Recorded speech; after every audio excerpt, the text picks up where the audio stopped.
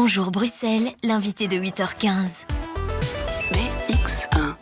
Notre invité, c'est François De Smet, président de Défi. Bonjour François De Smet. Bonjour. Merci d'être avec nous. Nous sommes à la pointe de la lutte contre la corruption. C'est la déclaration du roi Philippe hier lors des vœux au palais. C'est un vœu pieux ou c'est la réalité ? Alors, c'était un discours que j'ai trouvé franchement inspiré. Je ne suis pourtant pas un fan des discours royaux d'habitude. Maintenant, sur la corruption, il faut quand même voir que notre place dans les classements du Gréco est quand même pas terrible. Nous pourrions Donc le Gréco, c'est un organisme international qui juge de manière indépendante les progrès que les États font sur la lutte contre la corruption. Et nous pouvons faire mieux. Et la preuve, quand même, on a un scandale, même s'il faut préserver la présomption d'innocence à ce stade, on a quand même un scandale qui éclabousse notamment des Belges au niveau européen. Le bon côté, c'est que c'est la justice belge aussi qui marque des points, mais comme le dit le juge Claes, elle manque cruellement de moyens. Et en fait, tout est là. Les moyens d'investissement en justice et en police. Oui, donc levée d'immunité pour Tarabella et Cozzolino, Marc Tarabella et Cozzolino qui sont donc deux des inculpés dans ce qu'on appelle le Qatargate, donc ce scandale qui touche le Parlement européen. Dans d'autres parlements belges, on est à l'abri de ce genre d'actes de corruption où on achète l'orientation d'un élu ? J'aimerais vous dire que oui, malheureusement, les faits nous prouvent que même le fait que les élus soient très correctement payés, la preuve au Parlement européen ne suffit pas à avoir toutes les garanties. Donc, il n'y a rien à faire. Il faut pouvoir faire confiance à la démocratie. Il y a des garde-fous à mettre, notamment sur la transparence des voyages, qu'ils soient ou non organisés par le Parlement, sur l'utilité de certains voyages, la déclaration des cadeaux, si vous en recevez. On a sans doute des progrès scandinaves, entre guillemets, à faire. Vous le faites, vous ? Alors, déclarer ce que vous recevez ou ce qu'on vous propose ? Je ne reçois quasiment pas de cadeaux, sauf à compter qu'une bouteille de vin, parfois envoyée pour des vœux par une ambassade, clairement, soit un cadeau. Mais sinon, je ne reçois quasi rien et je n'ai pas de Qataris qui me propose des voyages ou des valises de billets. On n'est peut-être pas considéré comme suffisamment important, ou alors nos prises de position sont tellement claires que certains voient que c'est pas la peine. Oui, vous avez fait un tweet quand même a été remarqué sur les voyages. Vous avez dit qu'il y a peut-être des déplacements qui sont justifiables, mais que l'addition totale donnait le tournis. C'était une référence à tous ces voyages de parlementaires, notamment parlementaires wallons, mais quelques Bruxellois sont concernés aussi, qui ont été révélés par la presse. Il y a des voyages dont on devrait se passer lorsqu'on est un élu ? Oui, clairement. Il y a du tourisme parlementaire, ça existe ? Ça me paraît évident. Quand vous voyez les destinations de certains voyages, quand vous mesurez l'utilité réelle de certains voyages, et quand vous voyez aussi, et ça concerne tant les voyages qui peuvent être organisés avec de l'argent public belge, que ceux qui sont faits à l'invitation d'autres puissances. Je pense aux 4 députés MR qui se promènent au Maroc, en ce compris au Sahara occidental, complètement en porte-à-faux de la position officielle de la Belgique. Ça pose aussi question. Donc tout ça doit être déclaré, et nous on propose, on travaille sur une charte de la transparence et de la gouvernance qu'on va bientôt sortir et qu'on partagera aux autres parties s'ils le souhaitent. On propose notamment que tous ces voyages soient examinés dans leur utilité par les commissions des relations extérieures compétentes. Visiblement, ce n'est pas à chaque fois le cas. Ouais. Donc il faudrait que les commissions donnent leur accord avant que le voyage soit organisé. Et qu'il y ait à chaque fois un rapport de mission. C'est-à-dire que vous ne partez plus en voyage comme député quelque part sans revenir faire un rapport de mission. Qu'est-ce que j'y ai fait ? À quoi ça a servi ? Voilà. Si le voyage a été vraiment utile, ce ne sera pas très difficile à faire et ça donnera une manière de contrôle démocratique plus intéressante. Ça, c'est une proposition que vous allez faire dans tous les parlements, donc notamment le Parlement bruxellois, le Parlement fédéral. Partout où on a des élus. Alors, je voudrais qu'on parle des Iraniens qui sont sous le coup d'une menace d'expulsion avec 2 Iraniens qui sont désormais libres. On va encore essayer de les expulser ou ils sont maintenant à l'abri ? Alors, on essaie 4 fois de les expulser. Ma collègue Sophie Roni s'investit beaucoup sur ce dossier et je l'en remercie. Et je trouve ça un scandale. Je ne comprends pas comment la Belgique, aujourd'hui, arrive à se dire qu'il faut renvoyer des opposants iraniens en pleine contestation iranienne. Et je vise en particulier... C'est pas la première fois, Non, je sais bien, mais ça pose un problème. Tant la France que l'Allemagne ont arrêté d'expulser momentanément des Iraniens. Amnesty International demande de suspendre également ce genre d'expulsion. Nous demandons que la Belgique fasse ce geste.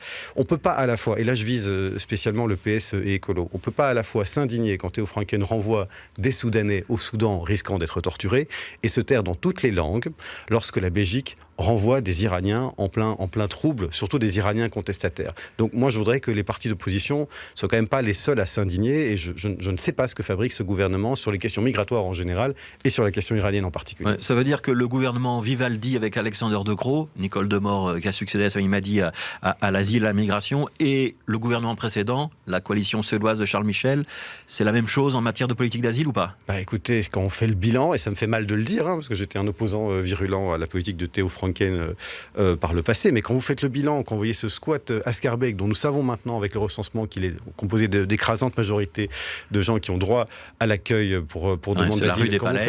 Quand vous voyez les non-progrès sur la question de la régularisation et quand vous ajoutez cela, vous commencez à vous dire qu'on regretterait presque effectivement la suédoise sur certains aspects. Il n'y a pas les outrances, il n'y a pas les... Ça veut dire que Theo Franken, c'était moins pire que Nicole Demore. Non, c'est ça que je n'irai pas jusque-là, notamment sur la brutalité et l'outrance et le cynisme. C'est plus humain dans la forme, mais c'est une législature complètement perdue sur les questions migratoires et on ne progresse pas du tout, sans doute parce que ça n'avait pas été un dossier prioritaire pour les partis progressistes au moment de la constitution du gouvernement. Ils ont juste obtenu, d'accord, qu'on arrête d'enfermer et d'expulser des familles avec enfants, et encore pas en le mettant dans la loi. Mais à part ça, je ne vois pas. Ouais, Olivier Van de Castel, vous avez affiché votre soutien, mais comme beaucoup de politiques, on peut imaginer qu'il fasse l'objet d'une forme de chantage et que, en échange d'Iraniens, de prisonniers iraniens qu'on remettrait à l'Iran, on nous remettrait Olivier Van de Castel. C'est le scénario qu'on peut envisager ou pas? Oui, sauf que le seul Iranien qui intéresse vraiment l'Iran, on sait tous, c'est M. Assadi, ce terroriste condamné qui est en prison en Belgique. Qui préparait un attentat à Paris, contre des opposants. Alors, on verra comment le gouvernement peut se débrouiller. Nous, on dit depuis le début que céder à ce racket n'est sans doute pas la meilleure idée, même si je me mets à la place des familles et des proches, et qu'il faut mutualiser le dossier. Il y a une dizaine de personnes qui sont enfermées en Iran, d'occidentaux. On peut accentuer les pressions sur l'Iran. Si on ne trouve pas une solution pour sortir Olivier par la pression envers l'Iran, je ne vois pas comment on peut en sortir du tout, parce que ça voudra dire que dès qu'on a un Iranien enfermé pour des raisons légitimes ici de terrorisme, il suffira à l'Iran d'emprisonner un Belge, un Français, n'importe qui sur son territoire et de nous l'échanger. Donc il vaut mieux pas céder. Je pense qu'il faut évidemment sortir Olivier Van de Castel de là, mais en mobilisant d'abord toutes les autres solutions, et la mutualisation avec les autres dossiers, et la visite de Madame Labib à Téhéran serait un signal fort. Il est 8h20. Nucléaire, Tihange 2, c'est fini. Vous le regrettez ou pas? Oui, bien sûr, je le regrette. Je le regrette parce que c'est l'application de la loi de 2003, et nous mesurons à quel point elle nous amène peu à peu dans le noir. En 2025, quoi qu'il arrive, tous les réacteurs seront éteints. On va peut-être en rallumer 1 ou 2 ans plus tard, et encore, c'est pas tout à fait sûr. Et on n'a pas de plan, ni pour l'hiver 2025, ni surtout pour l'après 2035. Vous craignez vraiment un blackout? Les spécialistes disent que non, ce ne sera pas le cas. Alors, au pire, un blackout, au mieux, une ultra-dépendance de notre pays vis-à-vis de l'énergie étrangère, c'est-à-dire le nucléaire français, le charbon allemand. Et donc, on aurait dû prolonger les centrales. Bart de Wever dit ce matin dans la presse, on devrait prolonger de 40 ans les centrales. C'est fantaisiste ou c'est réaliste? Les plus vieilles centrales, entre guillemets, notamment celles qu'on a déconnectées hier, elles étaient, à mon avis, encore prolongeables de quelques années. Le vrai pas 40 ans, si je vous entends bien. Peut-être pas 40 ans. Voilà. Et la NVA et le MR, d'ailleurs, sont quand même très cyniques. Je rappelle qu'ils ont eu 5 années à eux tous seuls pour prolonger le nucléaire s'ils le voulaient, sans les écolos, sans d'autres contestataires. Ils ne l'ont pas fait. Donc chacun regarde ses responsabilités. Par contre, on aurait pu prolonger les 2 derniers réacteurs les plus jeunes, non de 10 ans, mais de 20 ans. Et ça, c'est une vraie occasion manquée. Et je suis sûr qu'on va se mettre à en reparler d'ici 5 ans. Ça veut dire qu'on en parlera en 2024 ou après? Clairement. Et puis, il faut lancer le nucléaire de nouvelle génération. Or, il faut 15-20 ans pour le faire. Donc, il est temps que la Belgique se bouge. Ouais, j'ai parlé de Bart de Wever. Rudy Vervoort qui estime que si la NVA devient incontournable en 2024 en région bruxelloise, parce qu'elle a fait un score qui lui permet de bloquer les institutions bruxelloises, il faudra gouverner avec elle. Il a eu raison de dire ça ou pas? Non, je ne rejoins pas ce fait. C'est pas juste du calcul démocratique, logique? Mais oui, mais alors pourquoi d'abord envisager le pire? Pourquoi d'abord ne pas se battre pour que la NVA ne soit pas le premier parti à Bruxelles? Se résigner à cette forme de fatalisme, c'est déjà avoir un pied dans les problèmes.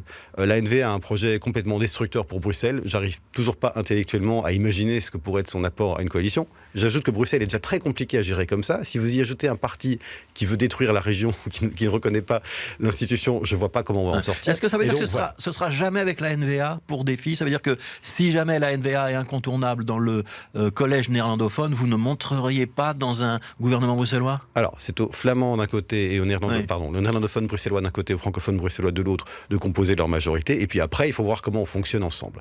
Donc, on ne peut pas s'immiscer dans le choix démocratique des néerlandophones. Néanmoins, et on y travaille, Fabien Minguin vous l'a expliqué, il y a des solutions techniques qui pourraient permettre de travailler sans que la NVA soit un acteur prépondérant. Ceci dit, Alors, C'est quoi les solutions techniques? C'est de leur donner un portefeuille, mais sans responsabilité. C'est ce qui est en train d'être étudié. Les néerlandophones n'ont pas marché dans la pièce. On travaille sur ce scénario, on verra si c'est viable, mais je travaille d'abord à la solution où les autres partis démocratiques francophones néerlandophones arrivent à s'imposer sans la NVA. Mais quoi? C'est une question de valeur? Vous ne voulez pas gouverner avec la NVA? Il ne vaut pas mieux gouverner avec la NVA qu'avec le Benbelang, par exemple? Alors, le problème de la NVA, et c'est la même chose au fédéral, moi je les vois... alors, il y a des gens, j'admets qu'il y a des gens respectables à la NVA, parce que c'est aussi des conservateurs et des libéraux. Mais vous avez un grand nombre de nationalistes avec lesquels la porosité et l'extrême droite est flagrante, notamment au Parlement fédéral. Vous les voyez applaudir sur les mêmes dossiers. Vous les voyez s'encourager mutuellement. Et je crois que c'est une porosité qu'on mesure mal. Alors, un coup, Bardewever dit qu'ils sont pas fréquentables. Un autre, il sous-entend qu'il va quand même gouverner avec eux. La vérité, c'est que la NVA serait très déchirée le jour où il faudra faire ce choix. Mais le risque existe. Vous avez d'un côté l'extrême droite et de l'autre la droite extrême. C'est pas tout à fait la même chose, mais c'est parfois tellement proche que pour nous c'est dangereux. Mais il y a vraiment des solutions techniques pour écarter la NVA si elle est malgré tout le premier parti néerlandophone à Bruxelles et qu'on a du mal à constituer une majorité sans eux. Oui, ces solutions techniques juridiques existent et on y travaille, mais on préférera évidemment ne pas avoir à les utiliser et on espère que la NVA ne sera pas incontournable en 2024. Il nous reste 1 minute. Marie-Pierre Fauconnier qui est en pole position pour devenir la nouvelle directrice de Bruxelles Environnement. Il faut la prendre, elle est classée première par le jury, c'est la position du Parti Socialiste. Il ne faut pas la prendre parce qu'elle a commis des indélicatesses dans le passé et que le personnel a un petit peu des craintes sur sa manière de gérer les choses. C'est la position d'Écolo. Que dit Défi dans ce dossier? Alors quand deux partenaires sont en opposition, il revient un peu au troisième à essayer de trouver, proposer des solutions. Le troisième, c'est vous. Voilà. Alors, les deux logiques sont cohérentes chacune. D'un côté, il y a un passif réel. D'un autre côté, les premières jurys et la mort civile a quand même été abolie dans ce pays. Bernard Clairfeuille, la semaine dernière, a fait une proposition intéressante au gouvernement, c'est que le gouvernement auditionne Madame Fauconnier, non pas pour refaire le travail du jury, elle est première, il ne faut pas retester ses compétences, il n'y a pas de souci, mais puisqu'il y a visiblement quelques questions sur son passé qui doivent être éclaircies et s'il y a des assurances à donner, peut-être que la meilleure solution serait que les membres du gouvernement et le gouvernement auditionnent Madame Fauconnier, voient si elle arrive à répondre et à rassurer, à donner les assurances nécessaires, et puis qu'on aille de l'avant. Si ça suffit, tant mieux, si ça ne suffit pas, alors là, on avise, mais on attend de voir ce que le gouvernement, qui devait analyser notamment M. Gatt, cette proposition, va faire. Donc vous proposez une audition. Donc ça, c'est la proposition de Défi. Marie-Pierre Fauconnier, première du jury, doit maintenant être entendue par le gouvernement et donner des apaisements pour pouvoir éventuellement être nommée. J'ai bien compris. Visiblement, il y a des réponses à donner sur le passif qui a été soulevé par les écologistes. Mais voilà, on ne doit pas remettre en cause non plus le classement. Donc nous, on essaie de trouver des solutions. Si quelqu'un a une meilleure idée, qu'il n'hésite pas à la sortir. Mais nous, donc on essaie de fournir des solutions. Audition au gouvernement. Ça nous paraît le plus clair, parce que Mme Fauconnier, qui n'a pas quand même eu l'occasion beaucoup de se défendre sur ce qu'on lui reproche, aurait l'occasion de s'expliquer, non pas dans la presse, mais directement en gouvernement, et ça permettrait peut-être de liquider ou de traiter les objections qui ont été émises. Merci François De Smet, merci d'avoir été notre invité. Je rappelle, vous êtes le président de Défi.